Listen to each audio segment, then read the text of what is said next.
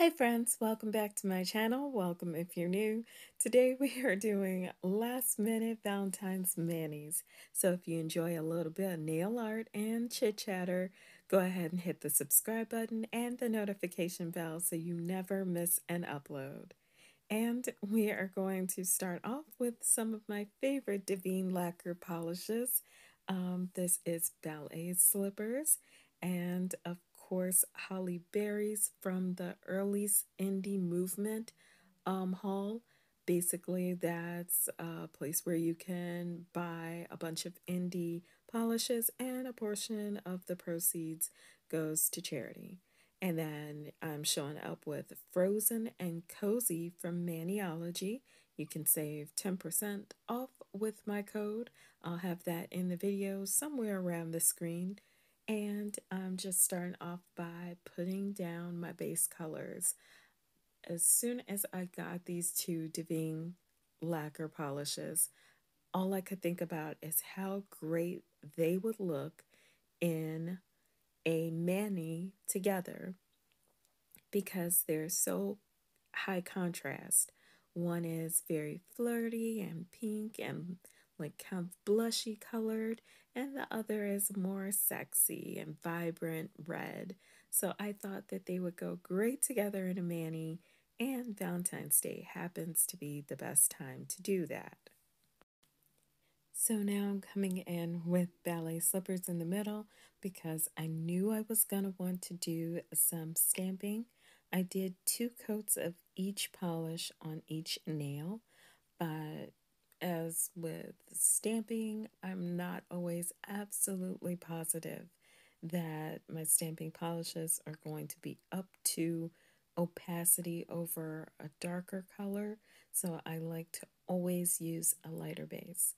And then I'm using Maniology's plate M117. And I believe this was the Galentine's Day combo plate. No, not a combo plate, but bundle plate. And then I'm putting on my Mani mask because I just wanted to make sure that I didn't make a mess on my cuticles. I hate cleanup. I love the artistic part. I hate the cleanup part. I never want to have anything to do with it ever. But if you're going to be doing your own nails, you are obviously going to be doing some of your own cleanup. So for this design, I decided I wanted to double stamp, and it started out really great and then not so great. But I'm cleaning up the edges because I don't want them anywhere all over my nail, and then just double stamping the gold cozy over frozen, leaving the frozen kind of out at the edges to make it look like a shadow. And then I wanted to put Soul Sisters as my phrase on my nail because I have a lot of women in my life that feel more like family to me than some of my actual like blood relatives. So I thought that that was absolutely fitting. So I wanted to double stamp Cozy over Frozen. And some takeaways from this: do not get distracted while you're double stamping, and maybe always use a stamper that is really, really clear, and don't press too hard because I pressed really hard and it kind of shoved the cozy down further than I planned. But I still love the concept, so I'm keeping it. Next Mani up is going to be more of a for mature audiences only.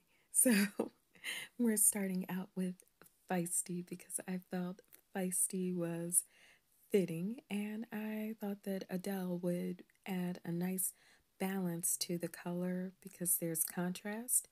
Adele is a really sheer white polish from Zoya, and I love it because sometimes I don't want my nails to be super pink. Sometimes I want only a very, very tiny hint of pink in my nail. But anyway, I chose it because it would be a huge contrast to the hollow red to have like a sheer white nail as well. And then again, of course, I don't want to stamp over feisty because I'm not absolutely sure that my stamping polishes are going to come through their sharpest and their clearest. So I'm choosing the lighter nails instead. So this plate by Maniology never ceases to crack me up. It's so grown up, extremely grown up that like I almost blushed, but not quite using it. But I thought, yeah, let's do a more spicy mani because I always end up doing all of these cutesy and very sweet and innocent little manis. And I'm like, I just wanted to do something different. And I don't know if you guys feel the same way. Comment down below. Do you sometimes feel like your nail art is literally in a rut or that you own all of the same types of plates? Like, at some point, we will count up how many plates I have that have leaves and crystals on it, and I'm going to almost want to scream because I've spent so much on exactly the same designs, but on different plates in different ways. But um, I digress. I really thought the knots on this and the barbed wire was so awesome. Like the detail on it was really pretty. So I said, let me go ahead and see if I can reverse stamp these because I wanted it to still look pretty. Even though I was trying to be edgy, I was trying my hardest to be edgy. I still wanted it to look cute. So I started reverse stamping Cozy in it because I already have some black stamping polish and gold on the other nail. And I still wanted them to like somewhat match so that it would create its own color palette kind of theme. But I think that these came out really well. I just feel like I could have been a little more precise on the reverse stamping. And in the end, I did decide to switch out the color order of the stamping that I was using on the other nail because I did black on the bottom and then I did cozy on top and it just didn't look as good. So I decided to do cozy on the bottom, black on top, and it came out a lot more pleasing to me. And then, yes, I do use the sticky base coat whenever I do a reverse stamp just because I don't have time for mistakes. I don't have the patience to deal with when it doesn't turn out right or when it doesn't want to stick to the nail. And there's the final result. I really love this mani. I think I would definitely do it again. And we are coming to my last mani where my nails have grown out. Oh my god, guys, this manicure tested my patience and my resolve because everything that could go wrong went wrong at some point. So we start out innocently enough with serum number five's alabaster, and I'm just moving right along.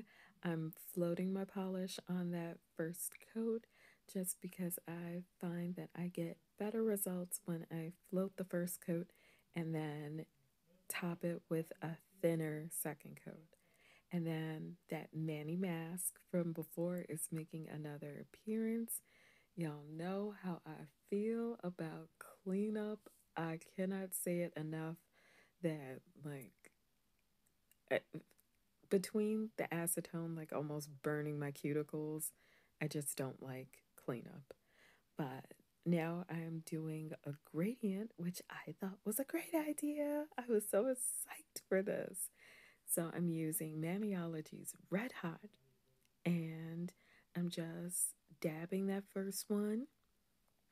And then on the second and third rounds, I adjust to either give it a harsher tip or a more faded tip. And I don't know if you guys can see it, but when I went to smooth out my gradient with a top coat, it smeared up into the white, and I cried a little on the inside because it was so perfect before and now it's not.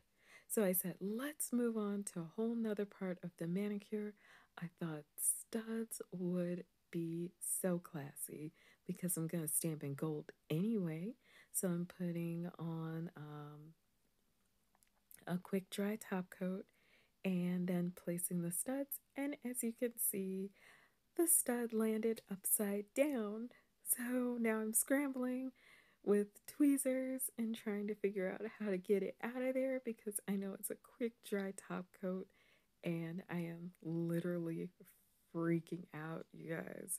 I'm trying not to be angry or upset about the fact that I gouged my nail polish and that I put the stud back on, but it wasn't big enough to cover all of the damaged nail, and I did not want to start all over.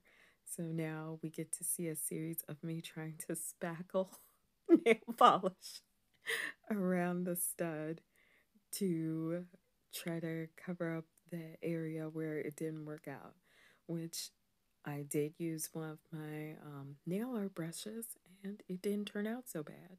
So I just kept patting around it until it was like almost even. And then I'm just gonna throw a really squishy top coat over the top of it to minimize the appearance of that mistake. And then I'm using another Maniology plate.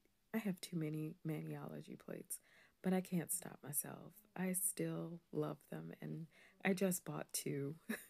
So you guys will see those soon in some nail art. And I decided I really liked the hearts and I really liked the lines with the one heart, and I couldn't choose which one I liked better. And as you all can see, that was not a clean stamp all the way. I had to find something to pull off that little smear. And in the process, I forgot to stamp over where there was a red streak of polish into the white. So there's a little bit of eye rolling going on at this point, and I'm like, no, I will finish this manicure. I will not quit. I will not stop. I will finish this manicure, and that's what's up. But I'm more happy about the fact, look at that perfect line of hearts. And I had absolutely no reason to use it, which I was just mad. At this point, I was just done with this manicure. It looks cute from a distance, and since we're social distancing, if anybody says anything, I'm gonna be like, you're obviously too close to me. Back up. So the takeaway is anything can happen with nail art. That's why it's such a triumph when it turns out well. If you're part of my nail fam, thank you for your time. If you're new to my channel, I hope you'll consider subscribing. And as always, take care of yourselves and each other. And I'll see you in my next video. Bye!